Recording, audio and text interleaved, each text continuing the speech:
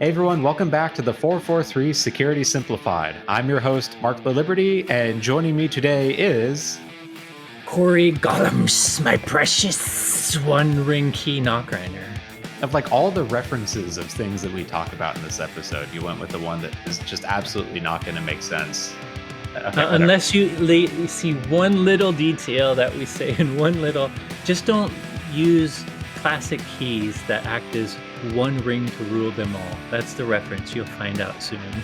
There you go. On today's episode, we've got a jam-packed series of news events. We'll give a discussion on AT&T's recently disclosed data breach that's a little bit more serious than previous telco breaches.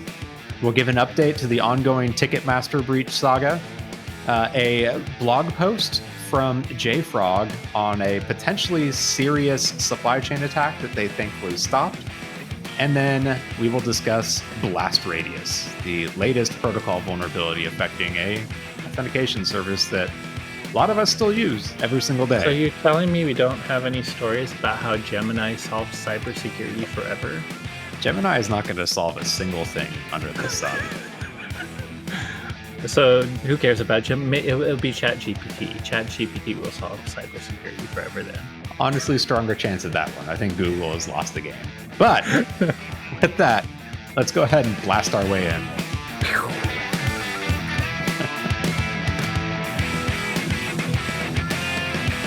So let's start today's first story with yet another data breach, and this time involving a cellular carrier that is not T-Mobile.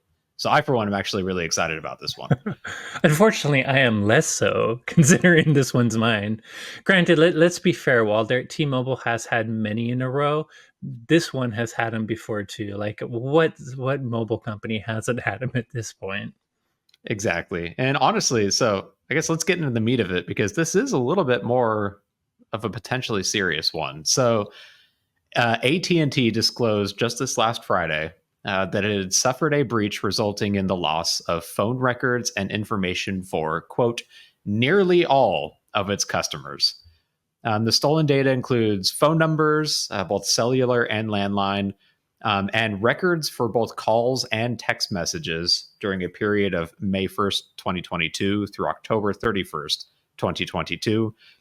Some of the stolen data includes more recent records from January 2nd, 2023, but only for a small subset of customers. They also said that it includes records from customers that use AT&T's network, but like they didn't explicitly name them, but think, like Cricket Mobile or what's it, like Straight Talk, I think is another AT&T one. They were very specific that this doesn't include the content of calls or text messages, just like metadata, like call durations or the number of texts and who they were conversing with, but it doesn't even include like the timestamp of stuff too. We should know that some metadata, I guess lack of timestamp is good, but based on like the Patriot Act in the past, metadata sounds benign, but it's not. You can, like, even without times, I mean, there's sometimes geo-related data in networking traffic and stuff. So metadata can sometimes tell you the habits and locations of targets. This is the type of data that bounty hunters can use ping data to locate people. Some cellular phone companies, while they're restricted from selling it directly, they sell to a second party, and the third party may not have the same, standards, and they sell it to bounty hunters and others. So I would not downplay the danger of metadata. On that point, so some of the records do include the cell site ID numbers, which can help approximate location of where the call was made or where the message was sent. And so, like, let's go down that rat hole for a second. Like, bounty hunters is one example, and I'd like to think that our justice system is perfect and bounty hunters only go after people that are truly guilty of something. But the problem is those third parties don't validate the bounty hunters. I mean, there's a lot of sexual assault or domestic abuse cases where Yes. the stalkers have used the bounty hunter buying mechanisms to get this data before. And in the same story we've seen, like, probably it's 7 and 10 years ago, we're still seeing stories about that. I could picture like think like a journalist situation, maybe not in the United States, but if we were to take this to another country, for example, where you know their phone number, but you're trying to figure out like where they live, this type of data could help you locate either where they live or where they commonly reside during the day. And so it could be extremely valuable for hunting down someone only just if you only have their phone number, for example. So it is, yeah, potentially pretty dangerous data to be out there in the void now, most likely to be leaked at some point in the future. Yep. So AT&T says they learned of this breach back on April 19th, which, if my math is correct, is almost 3 months ago, despite the notification coming out today at the time of this recording, or at least this week. The data was stolen from their Snowflake data lake, as you're sharing on the YouTube video here, during that recent surge of data theft involving Snowflake customers, which, again, not a vulnerability in Snowflake itself, almost Not even entirely a involving breach customers. of Snowflake, just Yeah. more credential leaks of big customers, including apparently AT&T. Where it seems like the common factor is compromised credential and no multi-factor authentication protecting that credential. Huh, that seems like a new thing that's never happened before. Exactly. AT&T says that they're working with law enforcement on this and that even one person has been apprehended. They did not confirm if any like insiders were involved in this. But I think you hit the point there, Corey, that like even if it's just high level metadata, even without timestamps, being able to potentially geolocate a phone number is serious enough. This is a pretty big breach. And more so than other telco breaches that we've talked about, where it's just quote unquote like user PII. Yeah. And the phone number itself, while honestly, I don't feel like my phone number is ever private. Just having more threat actors to have access to the phone number, this happened, it may have happened even in 2002, right? Or 2022, I should say. Like I've noticed, and I'm sure everyone around has noticed, more and more as smishing text. So like it's nice that AT&T and T-Mobile are trying to allow us to report these smishing texts to them, but maybe if they stop leaking our phone numbers to threat actors, we might get less of them too. One thing that's interesting about this whole Snowflake data leak story, and we'll have another update here in the next story too. So Mandiant was brought in to investigate this overall data leak incident. I guess I mean it's a breach, but not necessarily like a Snowflake breach. They said something like 150, 156 victims they've identified so far that have had their accounts compromised and had data stolen from their data lakes.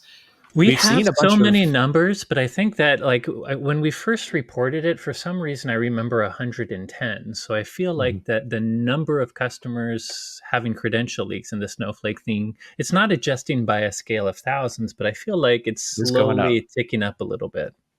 What I'm getting at is we've already seen some like big name companies like show up on hack forums from like shiny hunters or spider hunters, which we'll talk about in a second.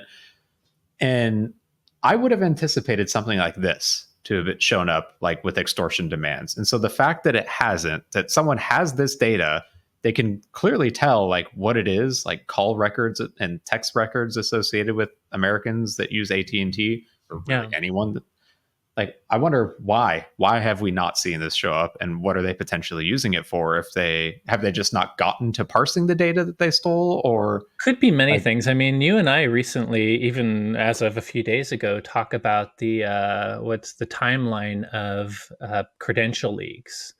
This isn't a credential leak necessarily, but when people steal from a web application a huge database of credentials, it's often a couple years before it is quote unquote leaked to everyone on the underground. And we talked about how the initial attacker is going to monetize that in the most valuable way at first. So I think one, you point out that accurately, if it's a huge database, they need time to parse it. And when you're talking credentials, they look at the domain associated with email addresses.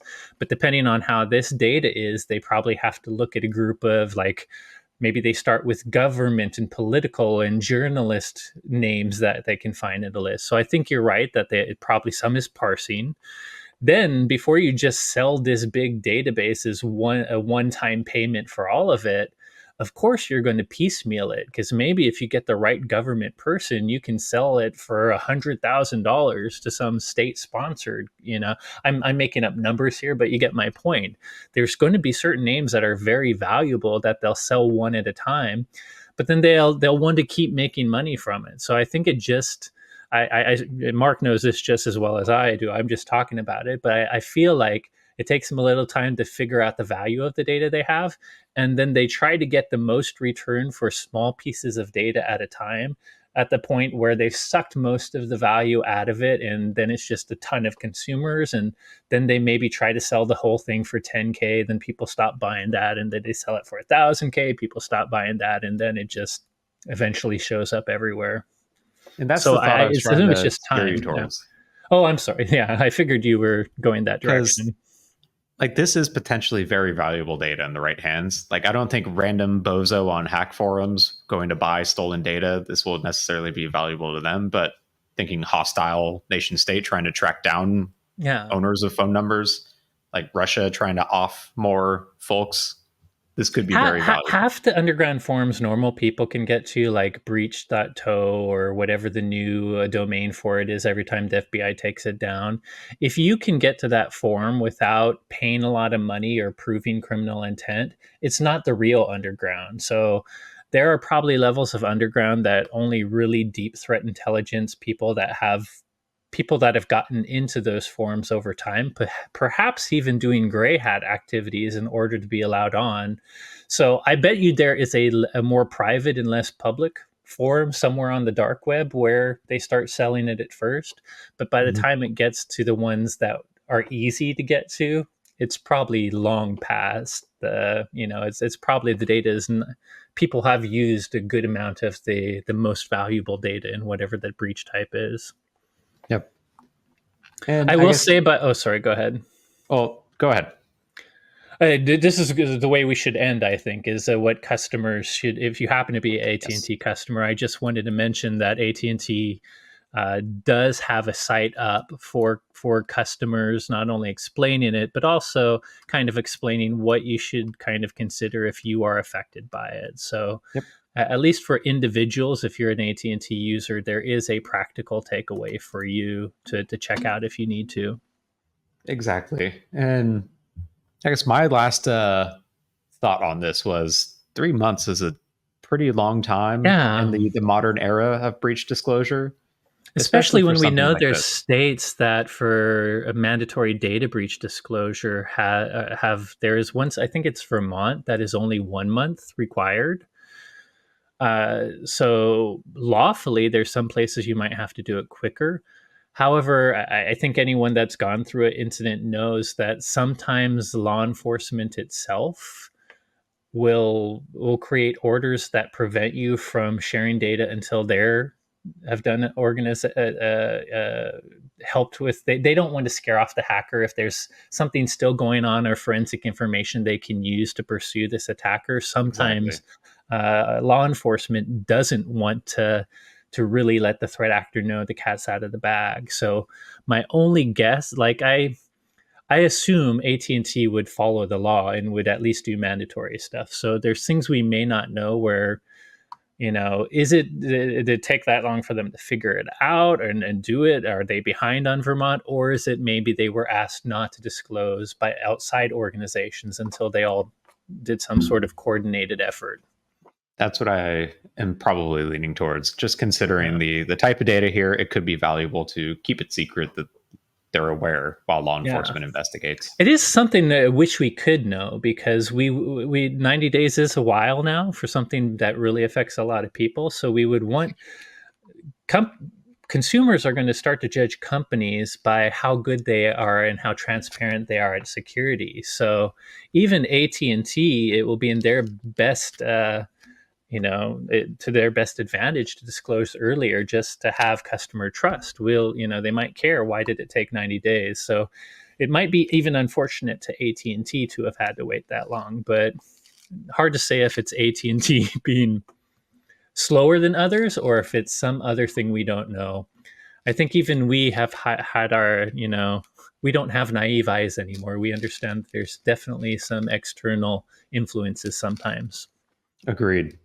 So, speaking of evolving breaches, and also speaking of More Snowflake, updates. Yeah. so It's Ticketmaster, too which bad we have to say Snowflake every time, because to your point, it seems like Snowflake is getting a lot of, because we mentioned it related to breaches. It really is not their fault, other than not requiring MFA.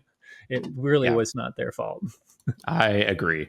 But speaking of other breaches involving Snowflake's data lakes, Ticketmaster is still dealing with threat actors, the ones known as spider hunters and shiny hunters, threatening to leak data that they stole from their Snowflake data lake.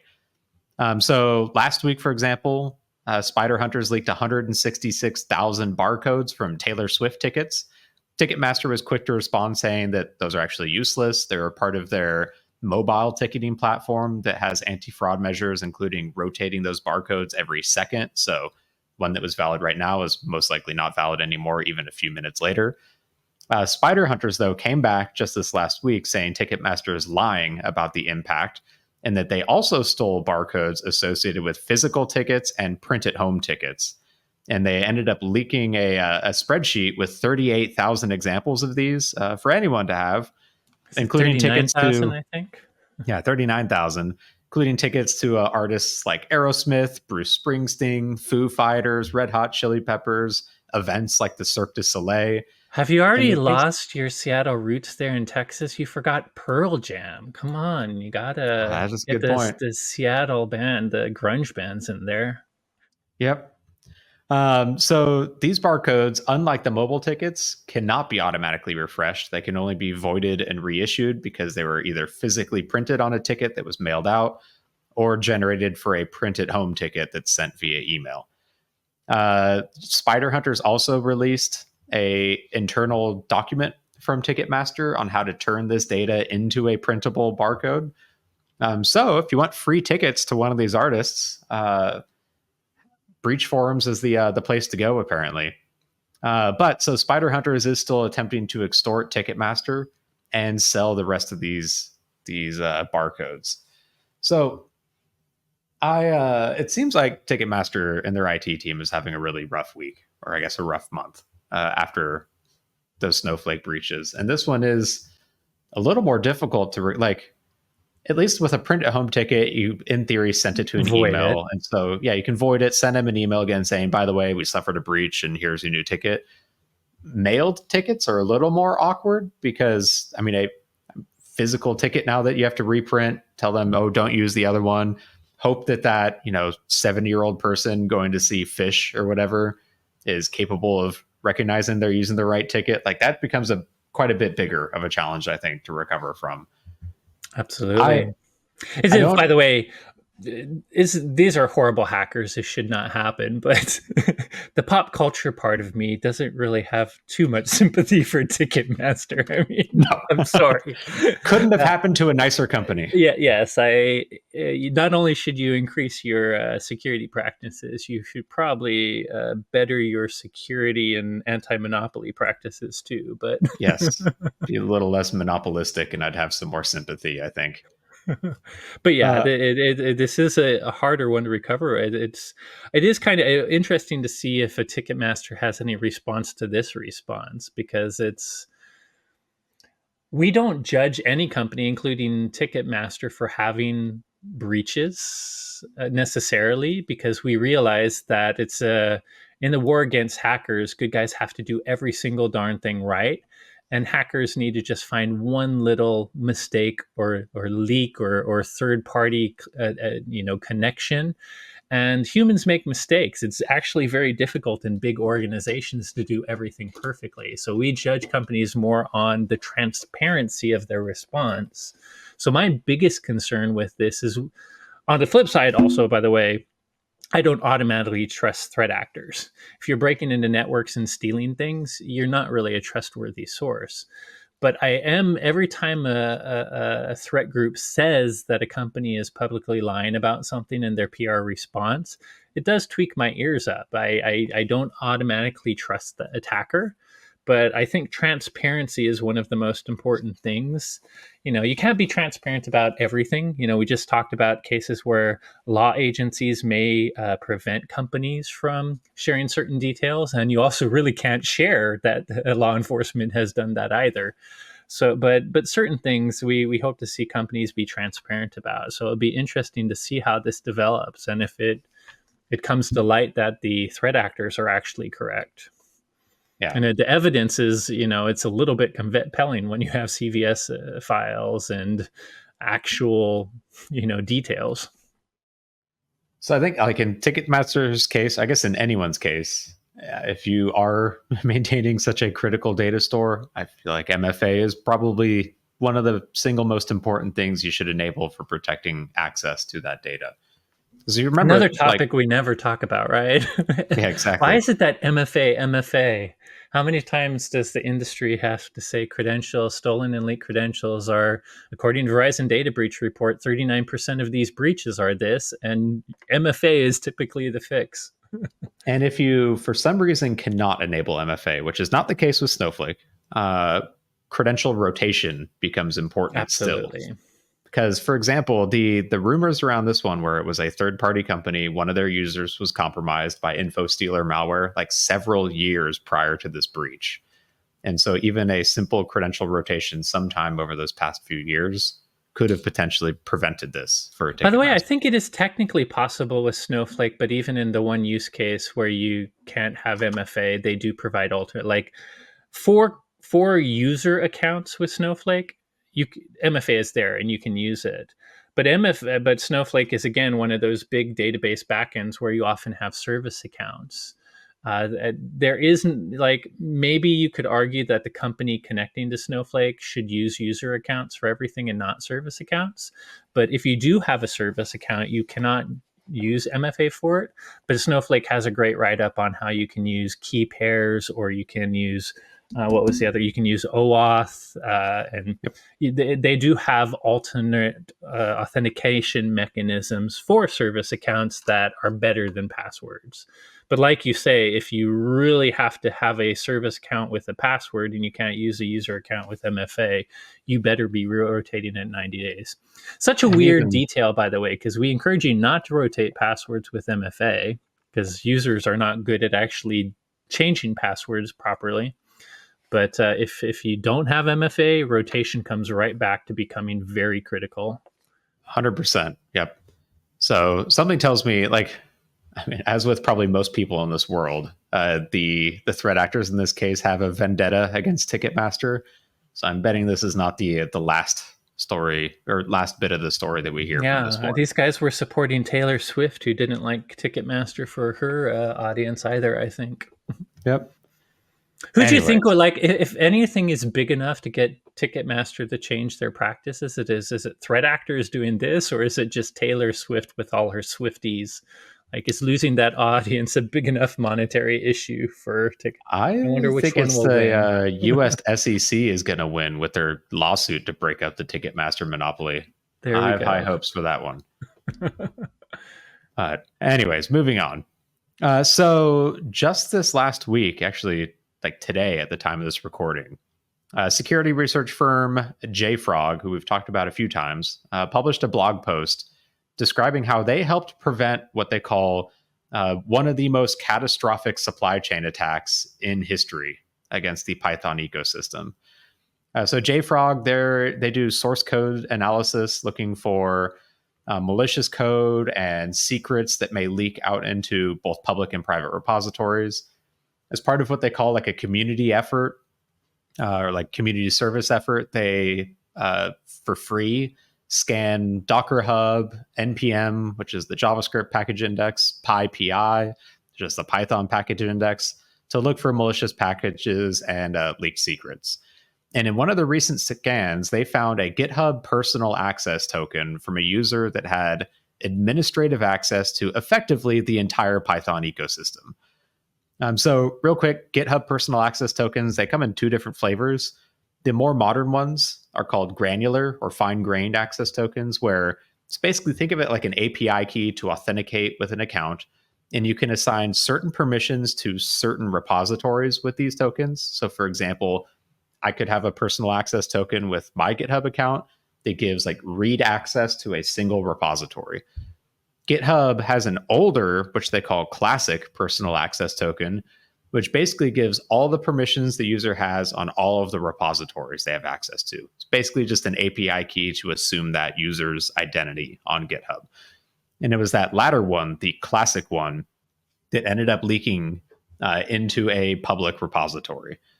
So they found this personal access token from a user with admin access inside a compiled Python function inside of a Docker image on a public Docker repository.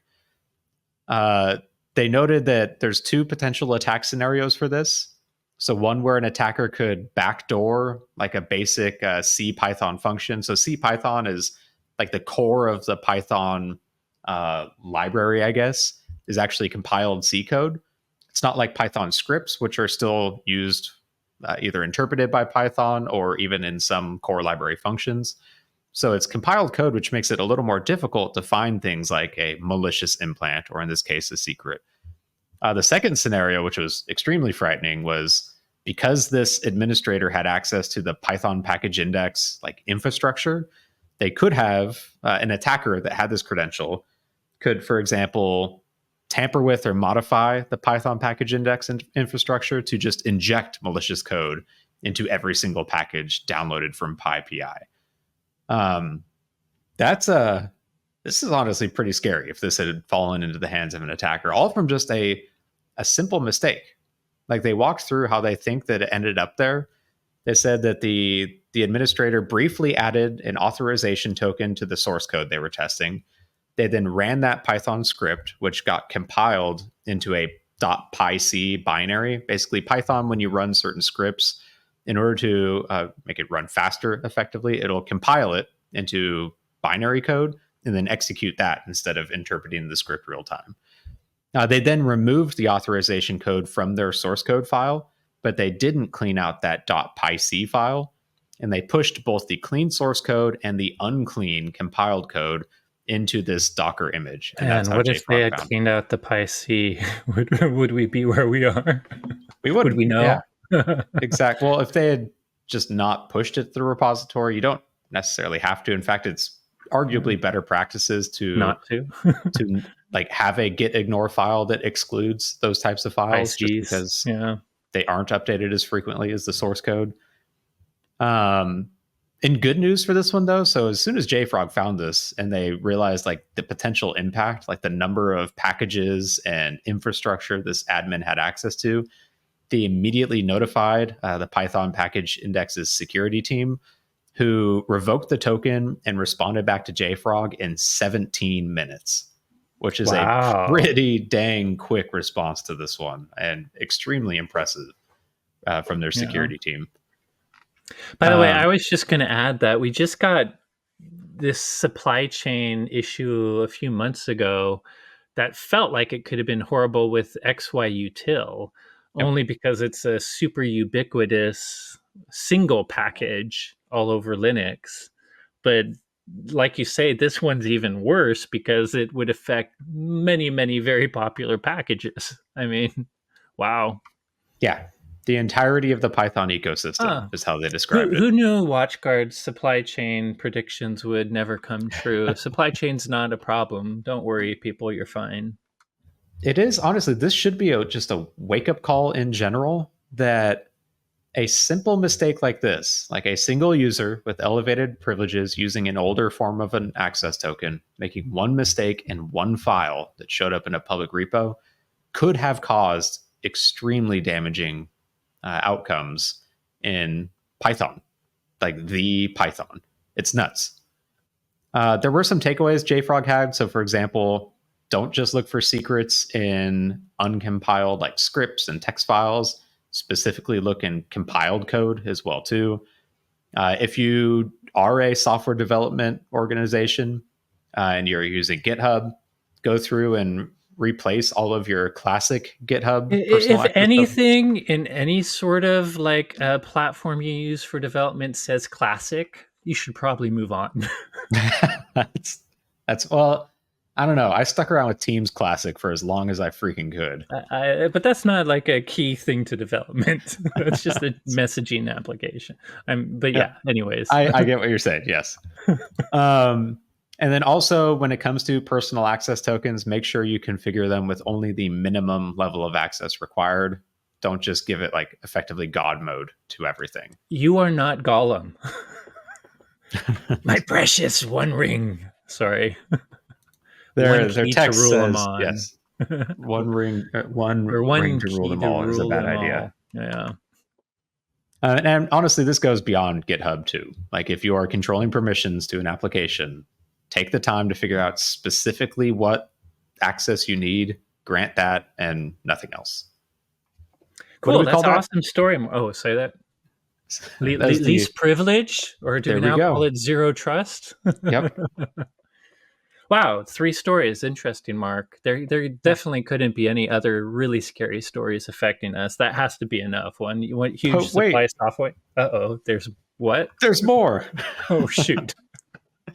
Last week, researchers at Cloudflare, Microsoft, UC San Diego, CWI Amsterdam, which I don't know that acronym, I'm assuming it's a college, and Bastion Zero published a white paper describing a protocol vulnerability in radius authentication. And they even gave it a fun little name, Blast Radius. The CVE for this one is CVE 2024-3596. And a successful exploit could allow an attacker to theoretically access any device that uses radius authentication without valid credentials. So the potential impact is substantial, but there are quite a few mitigating circumstances that I think makes this less severe than it potentially could have been. I mean, frankly, So let's be honest. Radius should be somehow internalized, period. I mean, it doesn't have natural encryption of its own. So hopefully this is internal or over VPNs or over strongly encrypted connections. yeah. So the adversary does need to have a man-in-the-middle access between the victim device they're trying to authenticate into and the radius server that that device or service uses to authenticate. It also only specifically affects radius deployments that use PAP, CHAP, or MS CHAP v2. It does not affect deployments that use EAP-based authentication methods, extensible authentication protocol. Did I remember that from While you my may not get Ember into the Plus days? detail, PAP and CHAP are so old, and the vulnerabilities with them have been discussed for forever. So hopefully you are on to EAP by now. Yep. It also doesn't affect deployments where there's TLS encryption used or other radius authentication like 802.1x or those used by like WPA2 or WPA3 Enterprise. So it relies on performing a successful collision against the MD5 hashing algorithm that PAP, CHAP, and MS CHAP v2 use. Oh, but And MD5 is a cryptographically secure algorithm. You can't collide that, can you, Mark? Oh, wait, they depreciated that years and years ago? yeah, it turns out it's relatively trivial. So they've got a whole white paper that goes into the fine details about how this attack works, but we can do like a bit of a high level overview.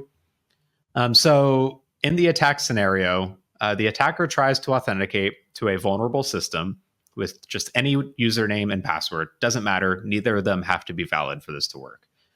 Behind the scenes, that service will send what's called a access request message to the Radius server. If the credentials were valid, the server would send a access accept message back to that service. The user's authenticated and they're allowed in. If the credentials are not valid, it instead sends a access denied packet back to the server. Pretty simple.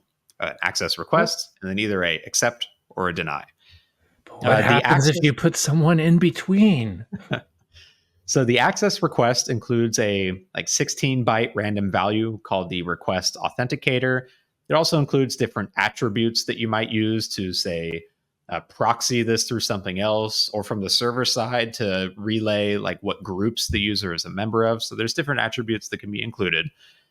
The server, when it's returning its access accept, it includes what's called a response authenticator value, which includes it's derived basically from that request authenticator random bit a shared secret that only the service and the Radius server should know, and other data like some of those attributes, for example.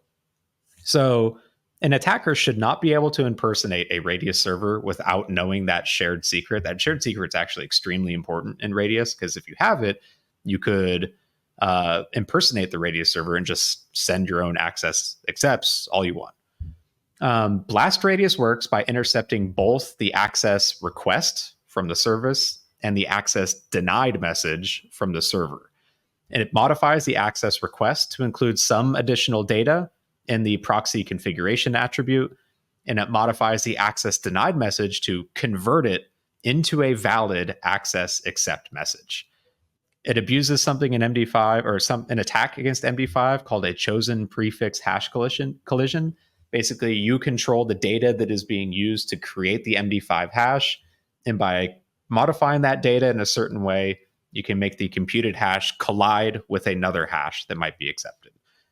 So the attacker can modify the access request they intercepted, and modify it in a way that the data is included in the MD5 calculation. And with the right data, they can forge a access accept response that has a valid MD5 that matches what the client is expecting.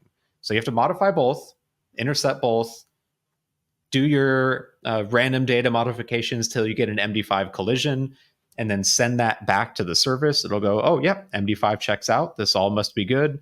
And the user with bogus credentials will get authenticated. Now, in practice, again, they need to be man in the middle between these, because they need to block the actual access accept and denied messages from moving back and forth. And it takes around 5 minutes in order to compute a successful collision and authenticate to the devices. Most Radius configurations have a timeout of like 30 to 60 seconds. And so this may take 4 or 5 or 6 authentication attempts in that window. But ultimately, if you can man in the middle and modify these, and you've got sufficient processing power, you can create a collision that lets you authenticate with whatever the heck credentials you want. By the way, I think there's going to be much better mitigation advice we're going to be given in a second. But since it does take multiple requests to have enough time to do a collision, I presume one thing people can do is pay attention to Radius failed authentications. And anytime you see a number of them in a very short period of time, it should probably trigger you. Even not knowing this vulnerability exists, it could be something you should always have alerts on via whatever incident response alerting system you use. And also, I mean, just note that is right now, and every single day it gets easier. It's going to get faster and faster. MD5. So Moore's law is computers get faster, collisions will get faster, and maybe one day SHA-2 will be gone. Exactly. By this time next year, there's a decent chance that you'd be able to do that collision within the 30-second timeout window. Yeah. So there are mitigations that recommend, for example, Radius over TLS, which is called like RADSEC, I think is the fancy name for it. And any EAP-based authentication protocols are immune to this particular attack. And again, it does require man in the middle in the connection, which is not a trivial thing to obtain for an attacker. It would require having access, hopefully, to the internal network if you're hopefully not doing. If you're doing Radius right. But so I think it's a serious vulnerability, but I think the mitigating circumstances make it in practice less practical to actually launch. Less likely. Someone. High impact and risk, low likelihood. Yeah. Quick response from WatchGuard. We do have a pcert advisory up on pcert.watchguard.com that will continue to update as we launch our investigation into the impact. High level, it looks like because it impacts anything that uses PAP-CHAP or MS-CHAP v2, theoretically, some VPN authentications to the Firebox appliance could be vulnerable. Basically anything that isn't IKE v2, which uses EAP MS-CHAP v2, so it's immune. But authentications to the other VPNs and even the port 4100 authentication page or access portal may be affected. It notably does not affect things like WPA2 authentication for wireless, both on access points and on Wi-Fi fireboxes if you're authenticating to a Radius server. And so it is a bit of a mixed bag depending on which service you do we know using. Have we gotten to the auth point part? I feel like auth point probably uses Radius in certain scenarios. It can for like what the off point gateway, and I think that investigation is still ongoing. But by the time we air this episode, that'll probably have changed. And just check out the advisory on pcert.watchguard.com. But man, protocol vulnerabilities are always a little scary because there technically isn't They a affect way to everyone. Yeah, patch fix a it. protocol vulnerability. You just have to immediately deprecate your use and move on to something else. But on the Or flip side, I mean, like PAP and CHAP, they've been like in my mind deprecated forever. Yes, but it's cool when the protocol vulnerabilities you have choices of different authentication mechanisms and radius. It'd be worse if the protocol was one option only and there's a vulnerability in it. yeah, 100%. Man, always an exciting week, it feels like. Fun week. Fun week. The Always, world is always not something new. burning. It's sunny outside. Babies are still laughing. We're okay. We We are can get okay. through this, everybody. But every once in a while, I just want to unplug everything and go live on an island somewhere where we didn't Don't invent even get me technology. started. AI is going to make us get there quicker.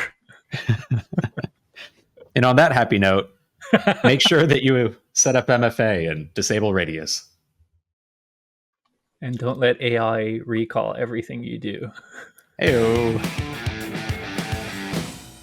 Hey everyone, thanks again for listening. As always, if you enjoyed today's episode, don't forget to rate, review, and subscribe.